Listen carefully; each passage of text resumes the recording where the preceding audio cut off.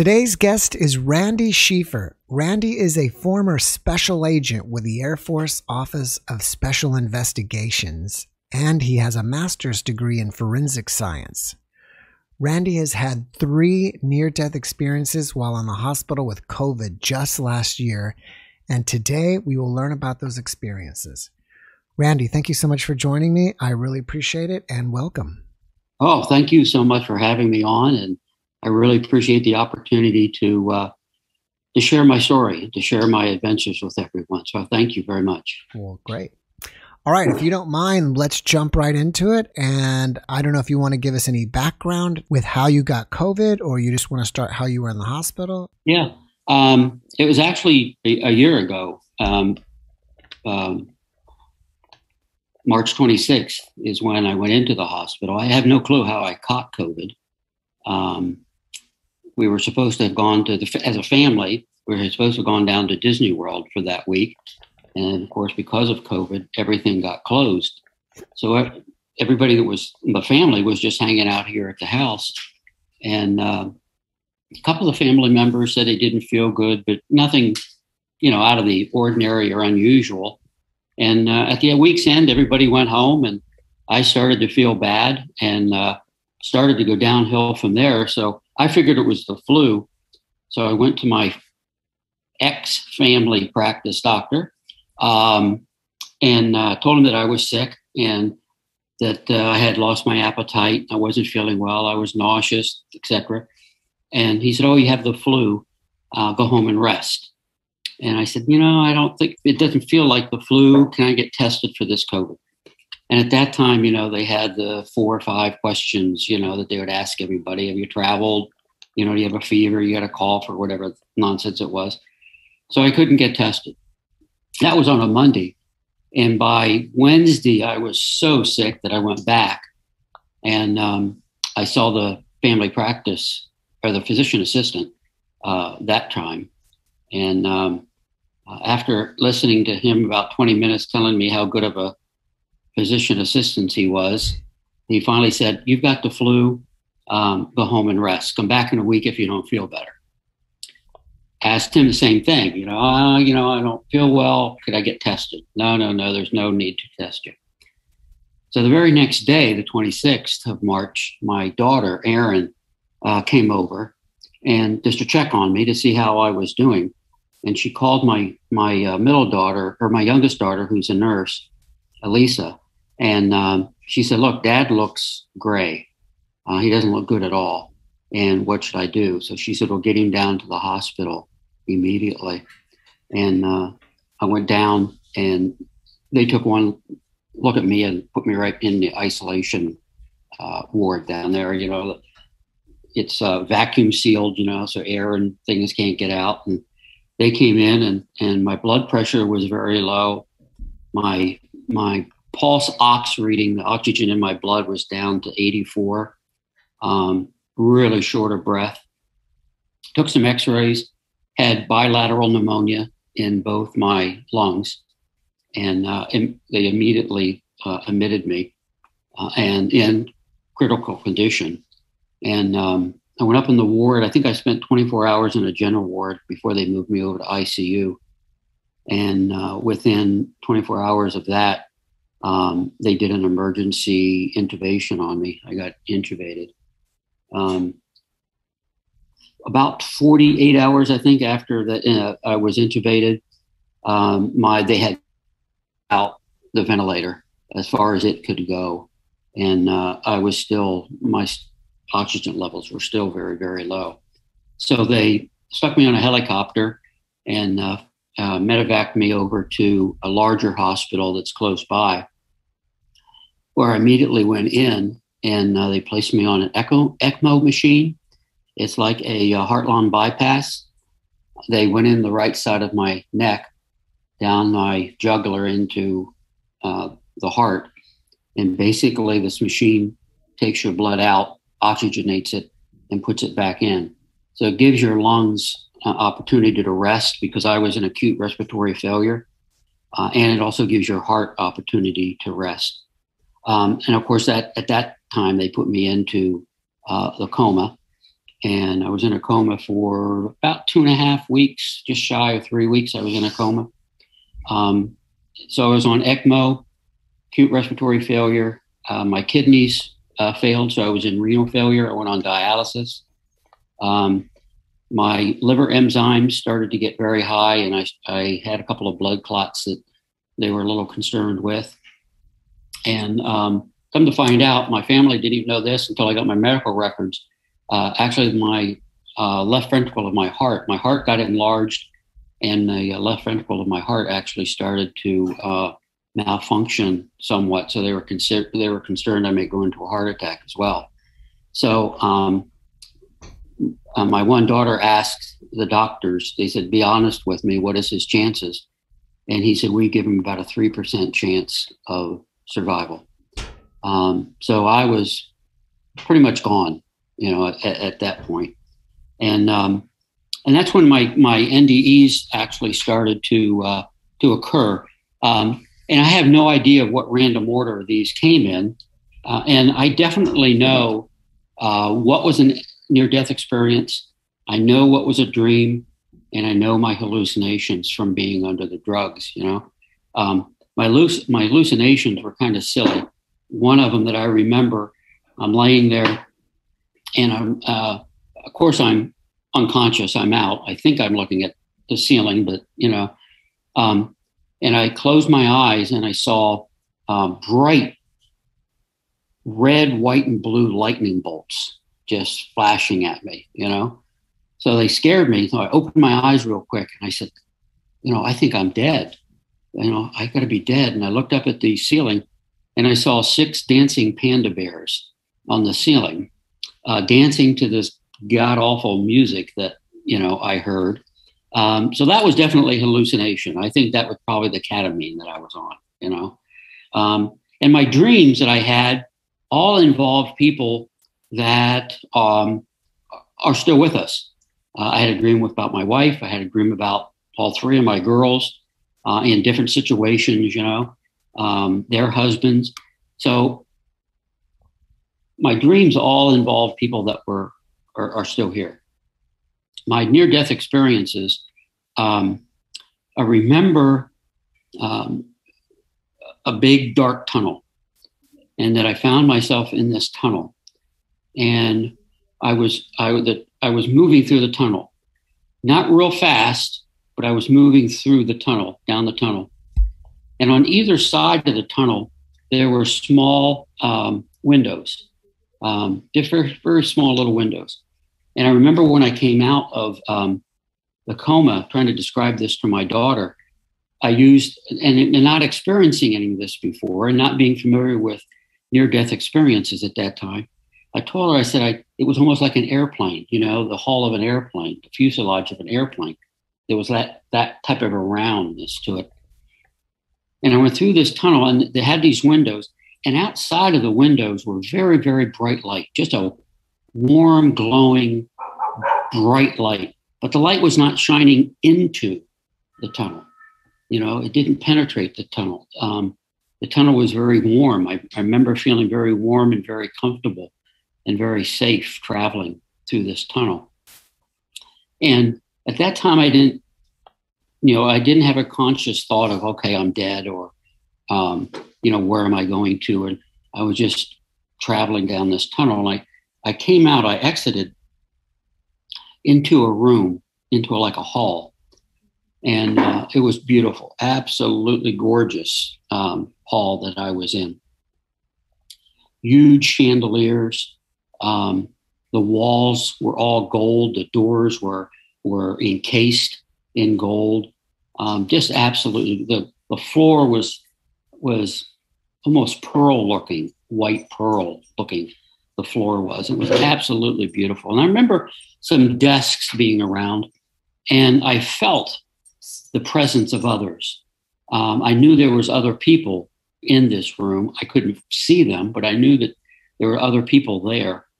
And I'm standing kind of above, looking like I was on a riser almost, looking down into this big long hall that I was at. And this spirit came up to me, and he was human from the waist up. I remember looking at his face, and he had arms. And then from the waist down, it was like a flowing robe or flowing linen of some sort. And he kind of what's the right word I'm looking for? Not flew, but he kind of glided up in front of me. And I said to him, I said, "What a absolutely stunning room. It's beautiful." And he goes, "Yes." He said, "This is one of our favorite rooms." And he talked about, the gold and the chandeliers a little bit. I don't know exactly what he said, but he was talking about the room. And he said, "You have to go." And I said, "Well, what do you mean I have to go?" He goes, "You don't belong here. You have to leave."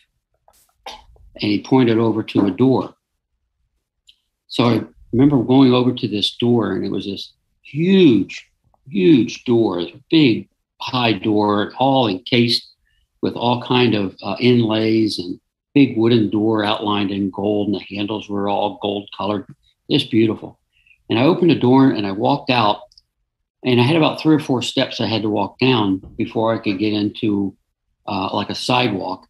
And I walked down these 3 or 4 steps, and I was in this magnificent city, absolutely gorgeous city, very, very clean, meticulously clean. And again, when I first woke up, I had no reference of where I was. So I described it to my daughters as I think I was in Paris, or I think I was in London, because I felt that I was somewhere else. And I didn't have a reference at that point because I was never brought up religiously as a kid. Religion was never a big part of my life.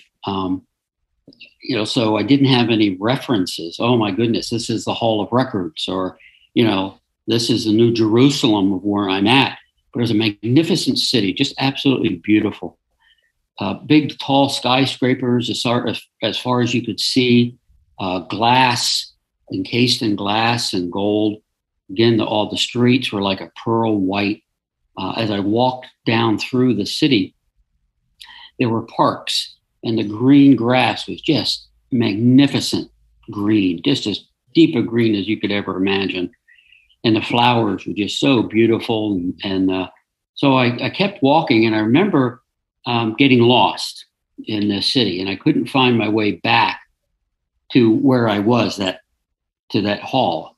And I started to get very scared, and that they couldn't find me. Nobody was able to find me. And I walked until I just got so tired, so exhausted, that I remember collapsing in the gutter of this. And I was laying in this gutter, and I felt the presence that there was other people near me, walking past me. And I kept saying to myself, why aren't these people helping me? Why isn't something stopping and helping me? They see me laying here. Somebody needs to help. And I at that time, I just didn't know what to do. I was laying there scared, cold. I remember being very, very cold.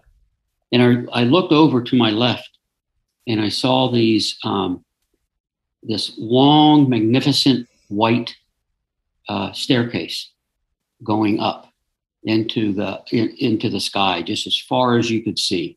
And the sky was just a magnificent blue, just as the brightest of blues that you could ever imagine again.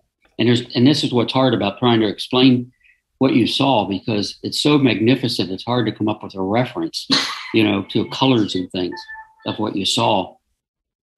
And I remember thinking to myself, if I can crawl over to that staircase, someone will be able to see me. Maybe someone will see me. So I crawled over to the staircase, and I started to crawl up the stairs. And I remember I'm crawling up, and someone grabbed me by the back of the neck. It was just like they grabbed me by the shirt collar. And they said, "There he is. There's Randy. Get him." And they grabbed me by my shirt collar and just whisked me off the steps. I was gone, just like that, just like they just whisked right back. I was in a coma still, but I was just off those steps and back into a very black environment, So that was kind of my first one. And again, it was, now that I've got educated, I've only been here in this NDE stuff for about a year, but, talking to some people and reading some books, I understand where I was and what I saw at that time. Definitely was the Hall of Records, just a big, beautiful gold building. And then, this New Jerusalem, the city was absolutely marvelous. It was absolutely beautiful. The second NDE is a little bit like the first, actually, because I went back to that city.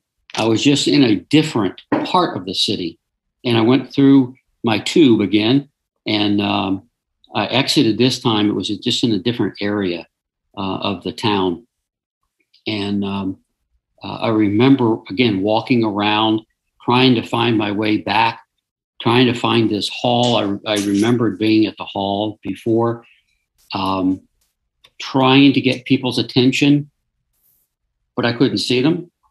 And I remember yelling, "Help me, help me, someone help me." But I couldn't, they wouldn't stop and help me. I couldn't see them, but again, I felt their presence. And I finally said to myself, well, I know where that staircase is. And if I can get back to that staircase, maybe somebody can find me again. So that's exactly what I did. I kept walking through this magnificent city, and until I came up to the staircase. Same thing, just this beautiful white staircase materialized, and it just went up into the heavens. So I started to climb up this staircase, and again, I heard somebody cry out, "There he is. There's Randy. Grab him." And it was just like somebody grabbed me by the back of the neck again and just took me right off of that staircase. And, that was, those two were very, very similar. I just had an opportunity, I guess, to walk more of New Jerusalem than most, But I remember I had legs, I had arms. I remember looking at all of those. As I said, the one gentleman that was inside the hall was kind of half human, half spirit, if you will, that came up to me. And that threw me off when I saw him, because it was like, I didn't know how to take him, because I didn't have any reference to what he was. Wasn't scared, because the whole environment was very warm and loving, almost very relaxed feeling. I don't remember really thinking at that time, well, I must be dead. I must be dead and I must be somewhere. I did have those thoughts, especially on my third one. Definitely had some ideas of, okay, I'm dead, and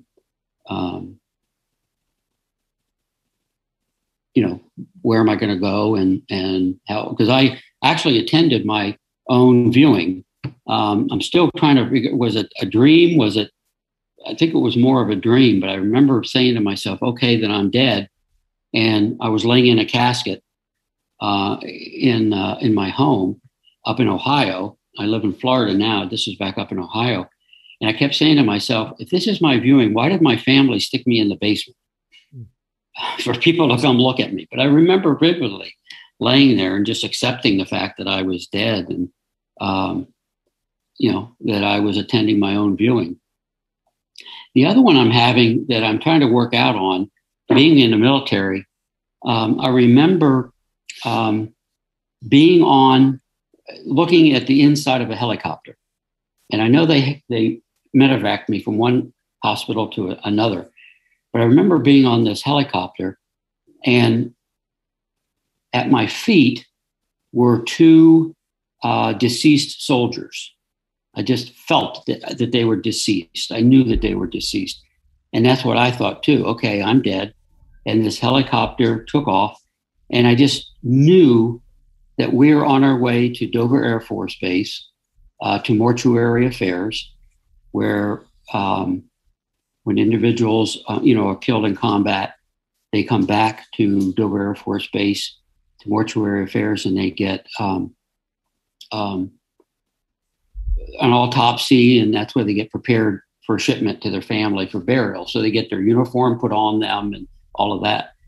And I had been there before in real life, and I just knew that that's where I was going, you know. And I remember the helicopter landing, and I vividly remember hearing the marching of boots coming up to the back of the helicopter. And it said, "We are the honor guard to remove the soul of," and they said this individual's name and pulled him out of the helicopter. And I heard the boots, you know, kind of marching away. A few minutes later, they came back, did the same thing, removed the third person. So I'm laying there and wondering when it was going to be my turn. And I couldn't see her, but I felt the presence of someone, and they were preparing me. They were putting on my uniform and my military dress and preparing me for burial, because I was screaming at her at the time, "I do not want to be buried. Please tell my family I do not want to be buried." And she said to me, she goes, "I'll tell them, don't worry." She says, "We'll mark it on the box, not to be buried, and they'll know not to bury you." And I've always been petrified of death, absolutely petrified and scared of death, to the point where I would actually go into panic attacks, thinking about death and dying. I lost my father suddenly at a very early age, and his death really affected me that way. And I knew at that time when I lost him, you know, it's over. It's the end. We're not going to be able to play catch anymore. We're not going to be able to go fishing, deep sea fishing. And I had a very close relationship with my father. So it was very traumatic on me when I did lose him. And so I was very, very scared of death. And I was yelling at this lady that I didn't want to be buried. "Please tell my family." And she's reassuring me that she would. And I felt someone, again, a spirit of some sort, because I couldn't see them. I felt their presence rubbing my hand. They were rubbing my hand. And I heard a gentleman's voice. He was on my left-hand side, right about by my knees, right in that area, because I could just feel him. And he had such a beautiful, beautiful voice. And he said to me, he said, "I've given you 2 shots. You tell me when you're ready for the third." And that's one that I'm struggling with. Was it God talking to me? My 2 shots would have been acute respiratory failure and my renal failure. You know, was he going to take my heart? Was that the third heart, or that the third shot that would, you know, take my life? So I'm still struggling with that one to try to figure out, you know, was it God? Was he giving me a chance? Because I remember this female voice finally said, she was rubbing my fingers, and she finally said, "He's alive. He's alive." And it was just like that. I was gone. I was out of that situation just that quick. So that's one story that I don't know where I'm at on, you know, that I'm trying to struggle with. Was it an NDE? Was it a dream, hallucination? Where does that one actually fit? So that one was a little strange. But my third one, I just love this one. This is my favorite MDE. If you can have a favorite NDE, this is the one I love the most, and I love talking about the most. I remember being in a very big field. It felt like an open field. It was dark, but it wasn't pitch black dark. The blackness kind of glowed, if you will, you know. And I'm standing there, and this spirit comes up to me, and telepathically, I knew I was supposed to follow them. So we started walking and gliding, I should say. It wasn't really a walk. It was kind of a glide through this field that we were doing. And we're getting a little bit deeper into this field. And if you and I'm sure you've been at the theater, and the stage is dark, and all of a sudden they hit the spotlight, and the spotlight comes on an actor standing there. It was just like that. And to my left, all of a sudden, this bright light comes on, and there sits my deceased mother-in-law. And I saw her as clear as day, as I'm sitting here looking at my wife across the table from me, just that clear, just that perfect that I saw her. She was in a younger form, I would say maybe 30-ish, dressed in white, all dressed in these long white robes. She had very long hair. She had her hair pulled up and she had a white ribbon around her hair. And she was sitting at a bar.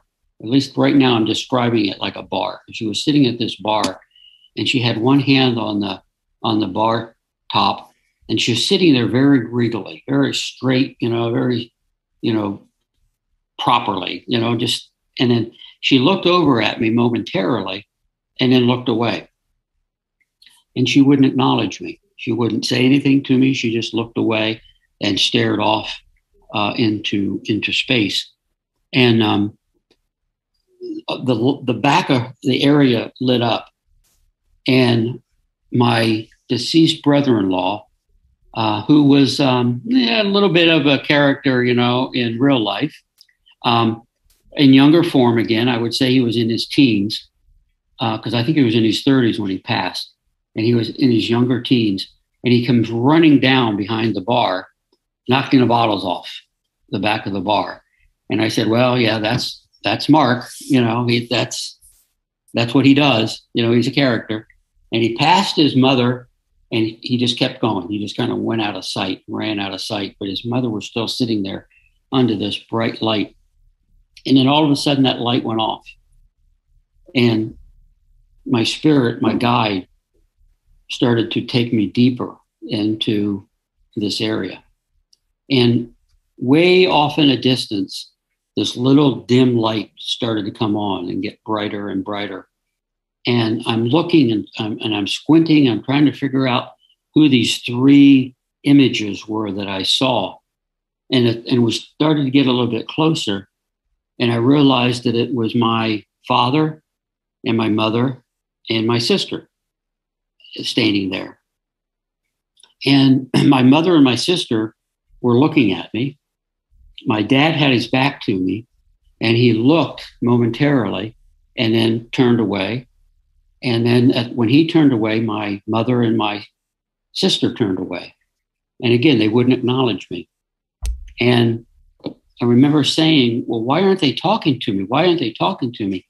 And I felt that there was a barrier between me and them, some type of an invisible barrier. And I wasn't being allowed to pass through that barrier. As we walked through deeper, I have to make the assumption that the barrier was moving with us, but I couldn't pass through it. It was like the veil of death that I just wasn't allowed to pass through.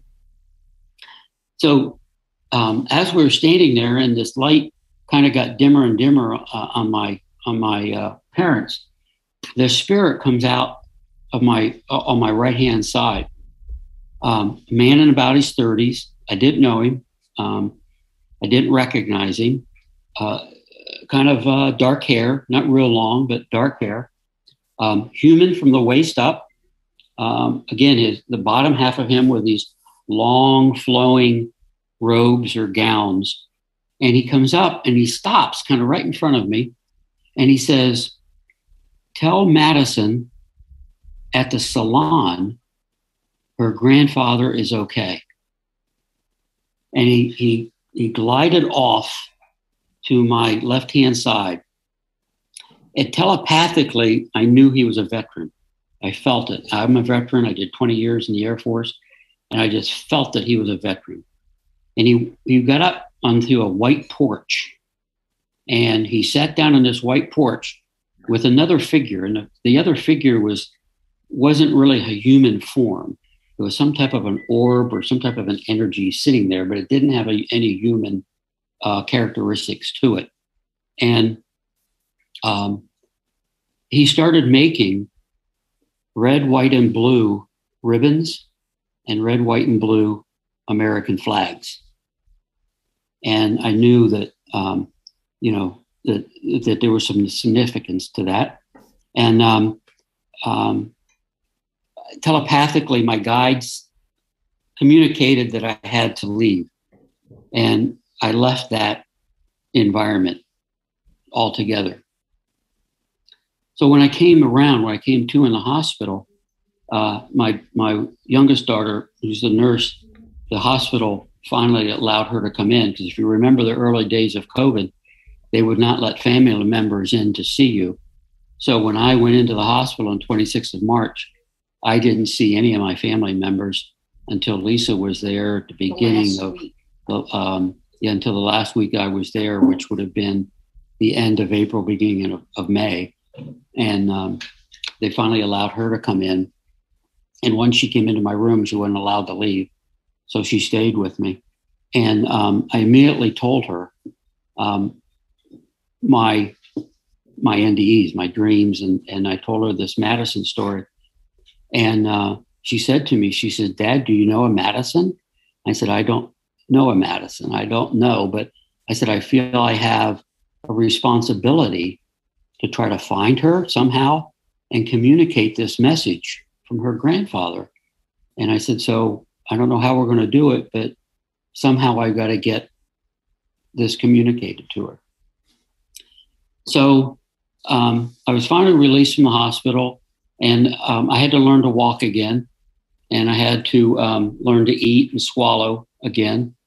And I came out of my bedroom on my walker, and I had a business card that I had picked up at a local barber shop, because I don't use the word salon. Salon's just not in my vocabulary, And I asked my daughter, I said, "Could you call these people and see what they're doing for haircuts during COVID? We can get an appointment." So she came back a few minutes later and she goes, "I made you an appointment." She said, "Where did you get this card?" And I said, "Oh, I've had it in my closet, but it's been back there for months, And she goes, "Have you looked at this card?" And I said, "Not really, not until I just handed it to you. Why?" And she goes, "Dad, I think we found your Madison." And I said, "What are you talking about?" So he hands me the card. She goes, "Flip it over." And I flipped it over, and there on the front of the card was Madison Logan on the card. And so I told my daughter, I said, "Call back and get an appointment with Madison." So she did that. And she went down with me, because I obviously couldn't drive. So she went down to the appointment with me. And Madison's cutting my hair. And when I came home, my wife said to me, she says, "You mean you told that poor girl this story while she was cutting your hair in front of everybody?" And I said, "Yeah, probably not the best thing to do, but yeah, I did do that." So I asked her, I said, "Madison, do you mind if I ask you some questions?" Because when I came home and I had these feelings, it was like, where was I? Were they dreams? What were they? And I had to have some type of validation. I wanted to validate all of these somehow, for my own sake. Were they real? So when we found Madison, I said, I've got to go ask it.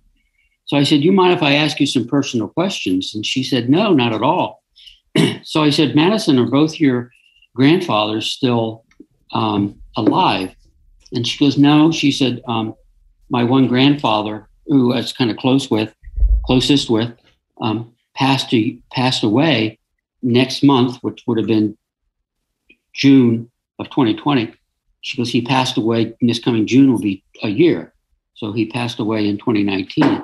And I said, "Oh, how did he die?" She goes, "Well, I'm not real sure, but I know it was real sudden. It was a real sudden death." And I said, "Where does he live?" And she goes, she says, "He's in Iowa. My grandfather, my grandmother all live up in Iowa. My whole family lives in Iowa." She said, "I'm down in Florida with my fiance, now husband, who is a doctor here of physical therapy locally." And she goes, "That's the only reason we moved down here is for his job." She goes, but I'm went to college and everything in Iowa." So I said, "Was he a veteran?" And she goes, oh, yeah, he was a veteran. He belonged to the American Legion and was very active, as a veteran. So I felt enough then that I told Madison, I said, Madison, I think, and my daughter had told Madison what I'd been through, 3% chance of survival and all. And I said, Madison, I think your grandfather came to me and he gave me a message. And I said, this is exactly what he said, Madison. He said, tell Madison at the salon, her grandfather is okay. So Madison's crying, I'm crying, my daughter's crying. People in the salon were looking at us like we were nuts, And I said, Madison, he came by me and then he moved up into a white porch. I said, is that white porch significant? And she says, that would have been the white porch at his house. She said, in Iowa, he would always go sit on the white porch, especially after his retirement. He would sit at the white porch and kind of talk to people as they come by and just like to watch, traffic. And I said, Madison, he and this other thing he was sitting next to was making red, white, and blue ribbons and American flags. Is that significant? And Jeff, she took a step back away from the chair, and she's wearing a mask, and her eyes got as big as saucers. And she said, he belonged to the American Legion. And every Veterans Day, she said the family went down to American Legion with him. And we made red, white, and blue ribbons and flags for all the veterans' graves. I was just lost for words, To me, my whole journey had just been validated of what I saw, where I've been, what I encountered. And Madison and I have become pretty good friends now, obviously. And next time that I saw her, she told me that she told her grandmother about what had happened. And I'd like to relay a story because I've talked to her grandmother now 2 or 3 times. And she's just the sweetest lady, love her to death. And matter of fact, I just talked to her this afternoon. And I asked Kathy, I said, Kathy, Madison tells me that this is the second time that her significant other had sent back a message to you. And she goes, yeah, that's right. And I said, what was the first time? What happened during that first contact? And she said, well, right after he died, she knew he had an insurance policy, and she found the business card, and she called the number on the business card, and the gentleman answered the phone, and she said, I'm looking for a particular individual. And he goes, ma'am, you got the wrong number. He goes, I'm not this insurance company. I'm not that person. And she goes, oh, I'm really sorry. My husband just passed away, and I'm trying to run down his insurance policy. And he goes, I'm just curious. He says, where are you calling from? And she goes, oh, I'm calling from Iowa. And the man says, oh, he goes, because, you're calling California. I live in California. And he goes, I don't know anybody in IE. And then he kind of stopped. And he says, can I tell you a story? And she goes, sure. And he goes, I was in a very bad motorcycle accident. And he said it was about 6 months ago. And he said, when the paramedics picked me up off the street, he goes, I was dead. And they were able to resuscitate me in the hospital. And he goes, when I was dead, he says, I kept hearing a voice saying, and he says, was your husband named John? And she goes, yes. And he says, tell Kathy that her husband is okay. Very similar to what he told me about Madison. Tell Kathy her husband is okay. And this little guy is determined. This little ghost is determined. He wants to get that message back to his family that he is okay, you know. And after talking to Kathy, I think I understand why. He, like my father, he died very, very suddenly. And I didn't get a chance to say goodbye to my father either, because we were actually on a family vacation when he died of his heart attack. And John died of a heart attack. And Kathy and John didn't get a chance to say goodbye to each other either, because Kathy had an errand to run and she left the house, forgot something, came back for it, and yelled back, "John, I'm leaving again." And he goes, "Okay, see you later." And that was the last he got to say to her. And she left. And she said not 15, 20 minutes later, her other granddaughter called and said John had collapsed onto the floor and she can't get him up. So by the time she got back to the house, he was already dead. So I think he loved her so much, he just didn't get a chance to say goodbye. And this is his way of being so determined. He was going to get a message back to her somehow. And, I was his messenger, through Madison to her grandmother. I was definitely his messenger.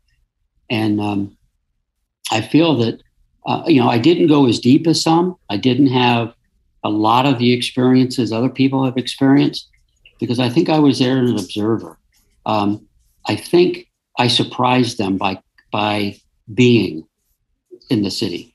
I'm like that guest, the uninvited guest at dinner that all of a sudden shows up at the front door and you're like, "Oh, what is he doing here? And what are we going to do with him?" And I think that was me. So they allowed me to observe certain things, in heaven and life after death, and then sent me back to be the messenger, to let people know that there is hope and there is a life after we do die, and it's very loving, and you can transition into different shapes and forms and ages, things of that nature. So I know I have been very blessed. The only reason I survived, ECMO extended my life, but I survived because of convalescent plasma. And that is when somebody gets sick with COVID, your body develops, or any disease really, your body develops antibodies to fight that disease. And I was so sick, my system just couldn't develop adequate and strong enough antibodies. So they can take the plasma out of somebody that has COVID and has recovered, take the plasma and give it to the sick person. And you've got strong antibodies to help that sick person fight the disease. And my family, God bless my family, Aaron, Kate, Lisa, my wife, Donna, they were my cheering squad. Each child took a role. And Aaron and my wife were in charge of the praying trees. They got the praying going, and that certainly helped, because I think all of our prayers were answered. Kate and Lisa worked on getting the internet running and getting because my hospital was a little bit reluctant to give me the convalescent plasma, because I was the first person in Northwest Florida to receive convalescent plasma, and I was the 34th person in the nation to receive it. So it was fairly new, and they didn't know how it was going to react, and if it was, and I'm sure they felt that there was some liability there in giving it to me. But my family had to figure out how to get the plasma. They worked with our local blood bank, One Blood, who had never taken convalescent plasma before, who reached out and got people trained, and they found a volunteer. Through Facebook. They sent out a Facebook posting looking for a volunteer who had been sick, who had the plasma. And it went to like 70,000 people who viewed that request. And there was one young man in Pensacola, Florida, right outside of where we live, who stepped up and volunteered and donated his plasma. And again, once my family got the plasma, the hospital was very reluctant to give it to me. And it took, again, Aaron, Kate, and Lisa to sit down and have meetings with the hospital administrators. And they finally agreed to give it to me. And ironically, they gave it to me last Good Friday. I received convalescent plasma on Good Friday. And by Easter morning, they capped the ECMO. In other words, they were able to turn the ECMO off by Easter morning. My kidneys started to function again. I came off dialysis. By that Monday, they were able to start me weaning me off of the ventilator.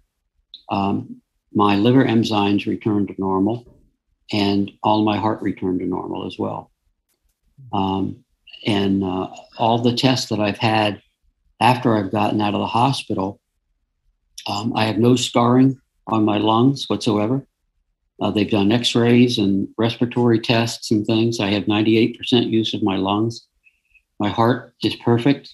I've had nuclear tests and stress tests and everything else they wanted to throw at me, and my heart is normal, perfect, no evidence of any damage done.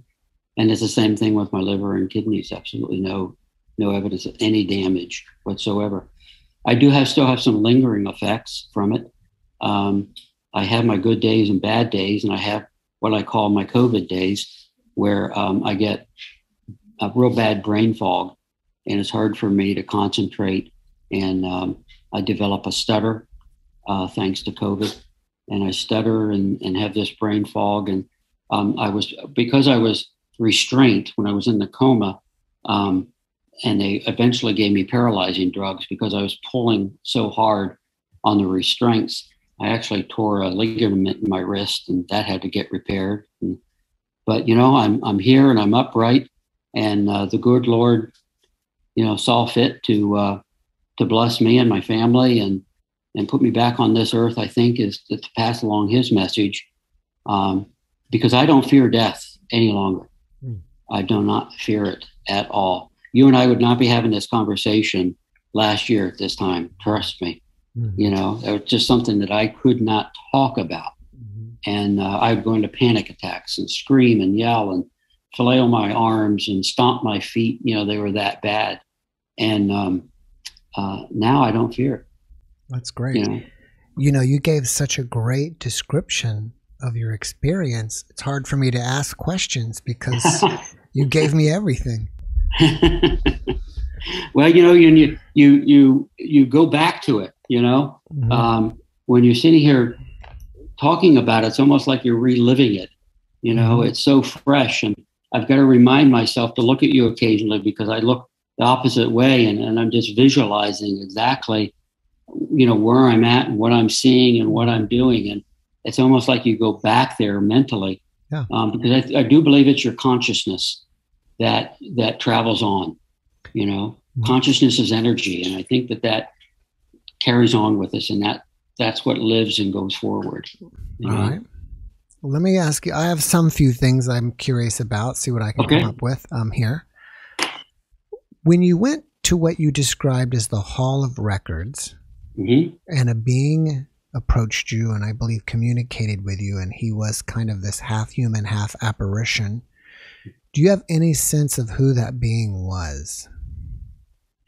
I did not know him. He had dark hair, and someone has asked me, did he have a beard or something? And it's hard. I can't remember that if he had a beard, but I remember he had probably about the length of your hair, and it being dark. And he was probably a man in his mid to late 30s, mm-hmm. maybe early 40s, that approached me at that time. But no, I didn't have a feeling because I didn't have a reference. Right. Again, I didn't have that reference of even where I was. I never even heard of the Hall of Records, until I started to educate myself on, where I was and what I saw. Would you feel like this being was ghostly like, and I mean kind of translucence? Transparent, translucent, lightish, or would you say he was more solid? That's a good question. I haven't been asked that one. He was ghost. Now that you say that, he was ghost-like. It wasn't. I tell you what. When looking at him, I didn't see his facial features as clear as what I saw my mother-in-law. And he was pretty close to me. I remember him getting pretty close up, and he was kind of. Yeah, it's a good description of him, I guess, because I haven't really thought about if he was a solid or if I could see through him. But he was, now that I think about it, kind of a ghostly looking guy. Mm-hmm. Yeah. That's a good question. I'll have to put some thought on that. Now, you're calling it the Hall of Records. Did you see any reference to books or something that looked record-like somewhere, like a library or anything? Yeah. I did not see books. I didn't see any books. I remember seeing a lot of tables, and that I could feel that there was commotion going on, and people were down in that area. I felt that there was some type of a commotion going on, and there was a lot of people down milling around and things. But I don't, because I wasn't dead, physically dead, just my consciousness transpired into this area, and that's where I was just an observer. I wasn't allowed maybe to see that, They let me see the hall and what it looked like, but I wasn't allowed to see the people there. Okay. Because other than that gentleman that approached me and told me I couldn't be there, and then seeing my in-laws and seeing John, I knew there were other people around, but those are the only spirits that I actually saw, and because I felt my other ones, I felt my guide. There was somebody there, right, telling me to follow them in. I never really saw them, I knew that they were there. So you just said you never saw your guide though, right? I never saw my guide. I just felt his presence. Obviously, it had to be, I would think, is like a telepathic communication. You would know his thoughts, or would you hear his voice? No, I knew his thoughts. I knew he was saying, follow me. I just knew instantly that I was supposed to follow this person. And I trusted him. I felt complete trust. I was absolutely relaxed. I was calm. I wasn't scared. I wasn't nervous. I wasn't fearful in any way. I just accepted, okay, I must be dead. And, I'm progressing to wherever I'm going, wherever they're going to take me, You reference him as a him. True. What makes you think he was male? Just again, the telepath, I just felt it. I just felt that it was some type of a man presence. I will say, when I was in the Hall of Records, I felt, and I think I referenced it when I first woke up as my wife, that my wife was with me, because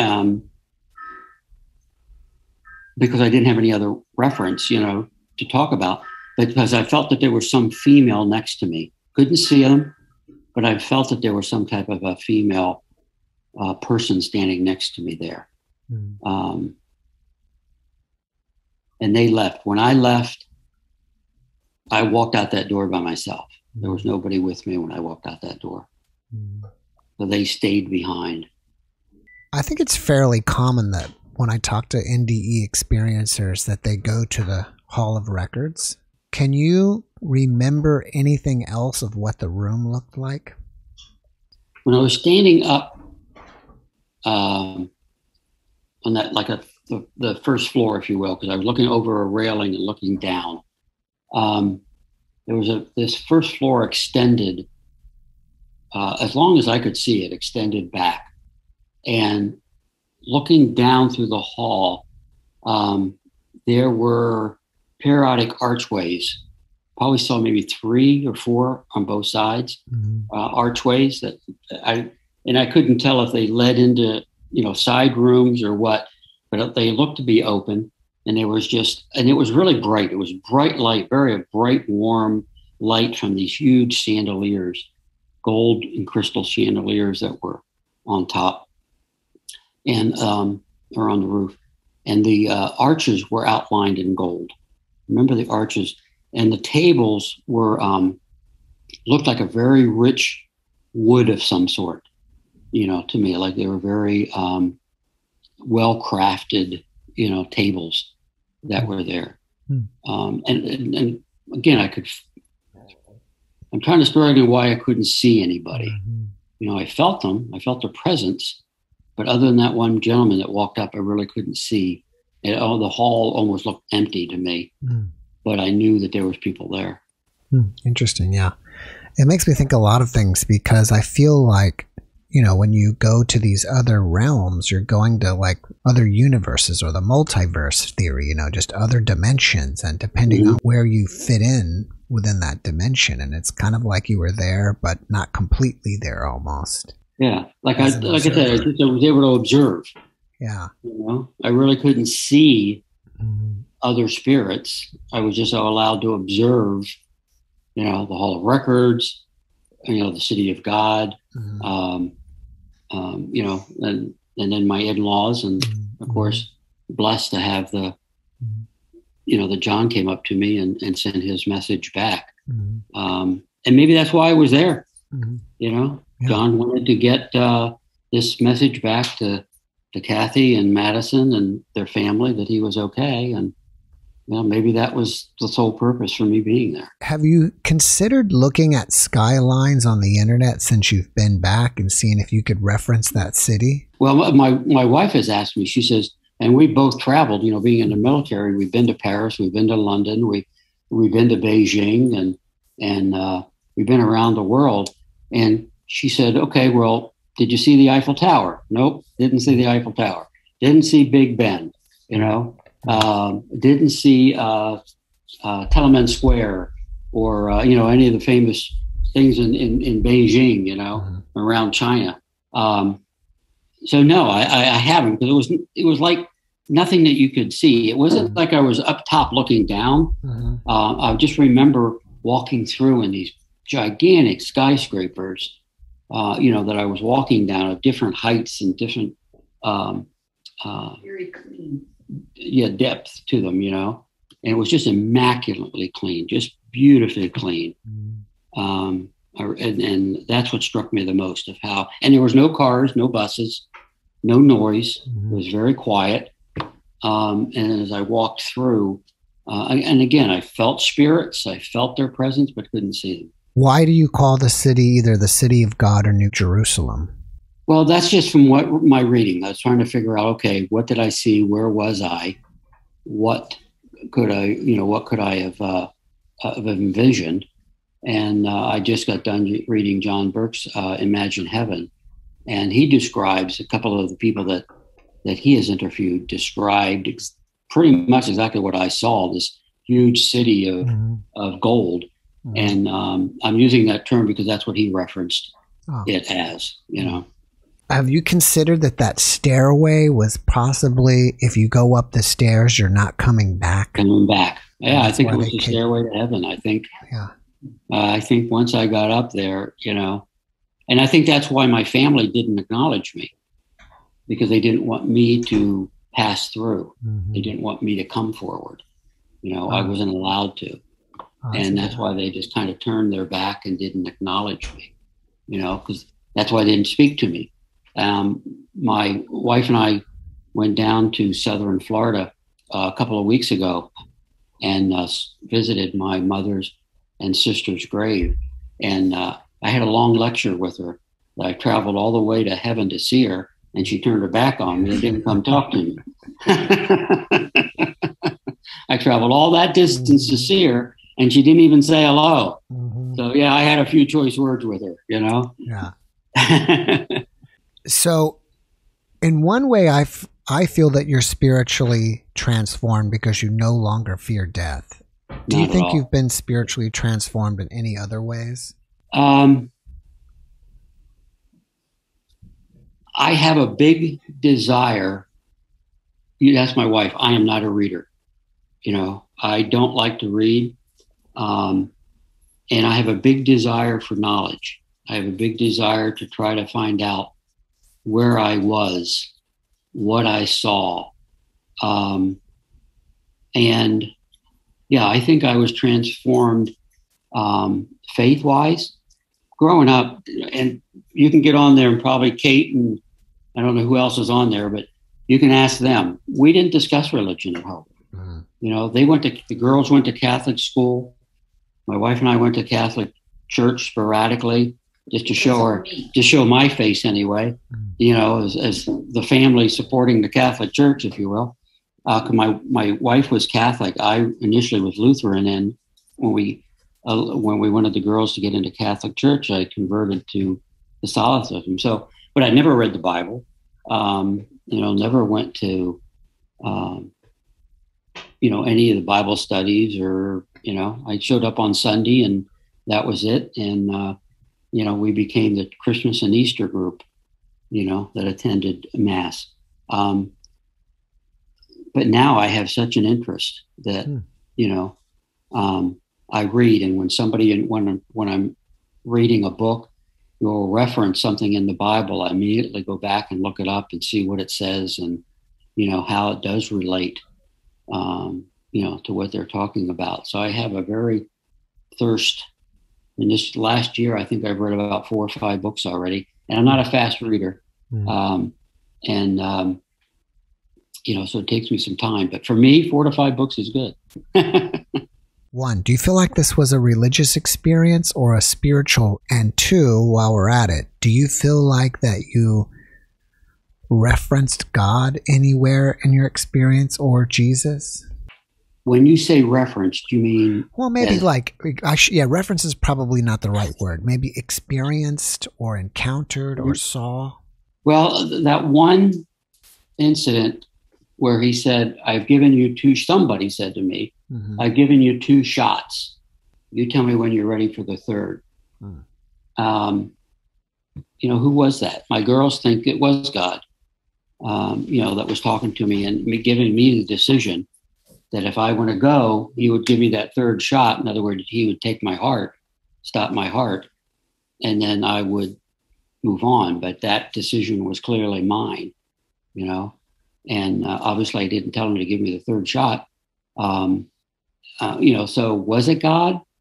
I don't know, but somebody talked to me in that sense. I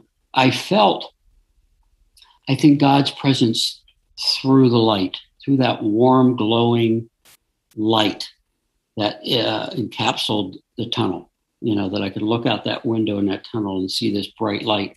And it wasn't like looking up at the sun where it was so bright that, you couldn't look at it. You could look at this very easily. It was just a magnificent, warm, loving feeling that I had going through this tunnel. So I think I experienced his love to that point, but because I wasn't supposed to be there, I think he sent others to deal with me, Was there other times in your life where you almost died before or did something and, you got chances and, this is like, okay, this is your last chance or something? No, I have never been sick at all. It doesn't have to be referencing to the sick, point. To the point where I had that. That's a good question because I was trying to think back. I almost not nearly drowned, but I was submerged underwater for a while. And I remember my dad coming pulling me out from the swimming pool. And I'm trying to think back, but that was when I was young. So it's hard to remember that exact experience of what went on there. But spiritually, I don't recall anything happening, and being in OSI, I've experienced, the worst of humanity and saw the worst of humanity. And I certainly saw the best of humanity as well, because I was in the criminal investigation side and responsible for processing a lot of crime scenes, murders, rapes, suicides, aggravated assaults. So I've seen the worst and I've seen the best. And, I'm just, don't know if there is Some people have 25 years or more to try to figure this out and how it references their life. Mm-hmm. And I'm trying to do it this last year. But it's something that I think about every day. And for a lot of times, I came out of ICU with ICU delirium and some PTSD. So I'm still getting some counseling for that area. And it's something that my counselor and I talk about a lot, because when I first came out, I was struggling with why me. I haven't done anything in my life to warrant such a blessing, and, I'm not the real religious person that has dedicated his whole life to Jesus. I'm not that person. I'm not some person that went out and did something remarkable. And my wife tells me that of how many people that were praying on my behalf. And it just absolutely, I get overwhelmed by it, that there were so many people that were praying, for me to survive. And all over the world, they had them, because we have friends all over the world. And, she touched base with all of them as well. And everybody started, prayer chains and things at their different churches. And, somehow it's just blessed. I mean, just absolutely blessed to survive. And, I still feel it was an honor to bring that message back to, Madison's family. Have you combed back through this experience wearing your investigator hat? Not entirely yet. But that was part of the validation. Because I looked at that and I said, okay, I need evidence. What's the evidence that this was more than a dream? And why did I come back with this information that I knew nothing about? Didn't know Madison, didn't know Vicky, didn't know John, didn't know anybody in Iowa, and it bugged me. Why? And that's why I wanted that validation so bad when I did find Madison. And I structured my questions to her in such a way that as I asked each question, I got a little bit better validation that what I encountered wasn't a hallucination, it wasn't a dream, that I was there. Yeah. And, so I've got to look at the other things, the other incidents that I'm not sure about, and kind of get those analyzed and work those out through my head as well to figure out what their meaning is. Right. Since your experience, are you having any feeling of wanting to go back or longing to go back?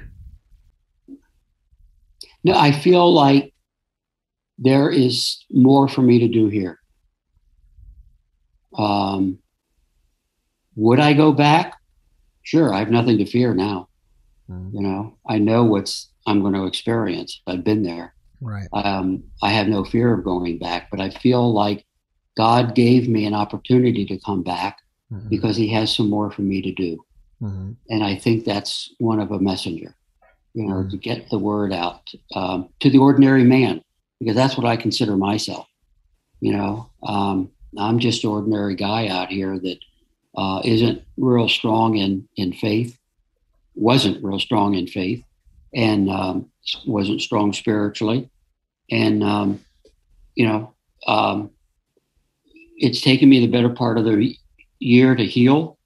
But now I'm starting to feel, better. I'm getting more better days than bad days.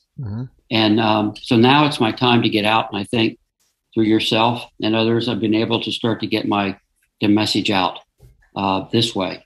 And my daughter's arranging for me to talk to her pastor at the church, who's a very progressive guy, and he wants to talk to me about my experiences as well. And hopefully we can work something out that I can get, working with the church. I also would like to work with a hospice, volunteer at a hospice to help people and help their families, and maybe really, give their family a little bit of relief, a sense that it's going to be okay. He's going to a good place. And, by describing what I encountered and what I saw and, helping the people there dealing with death as well. So, I mean, that after hearing you say that, just that is an amazing transformation from being terrified of death to wanting to go all the way to almost the other extreme to go work at a hospice. And it's funny because I specialized in death as an investigator. That death investigations was one of my specialties. And when I retired, I became a consultant, and I consulted with a lot of police departments on homicides, where they needed a forensic investigator to come and look at the evidence and, kind of determine based on the evidence what happened. I have attended more autopsies than, I could count. And so I've seen death from all different type of angles, and so I've always had, and this started with my father. He instilled, when he died, for some reason, I started to get interested in death. And though I was scared of it, it fascinated me.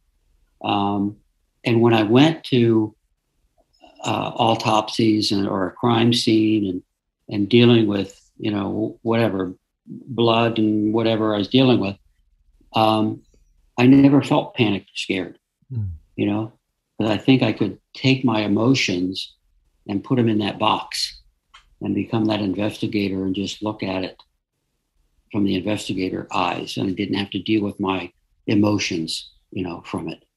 And it's only since my wife encouraged me, because I left the Air Force with some PTSD, and I think it was because of all of this as well. She started encouraging me to, that my father's death had such a traumatic experience or traumatic experience, I guess, to me, that I've never really dealt with it. And I harbor a lot of feelings, with it that way. And those are just starting to come out, through my near-death experiences.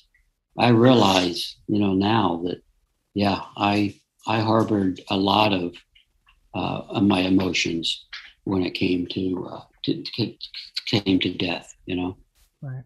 And so, it's a transformation for me there as well. Right. Well, I guess we all kind of harbor emotions about something. Yeah. It sounds like to me, from what you're saying, your family appears to be very supportive of you on this. Oh, 100%. Which is great. Yeah. I mean, I wouldn't be sitting at this table if it wasn't for them. So that's awesome. All three of my girls, just fought tooth and nail. When the hospital said no, they didn't take no for an answer. And they kept pounding the hospital that they wanted this done.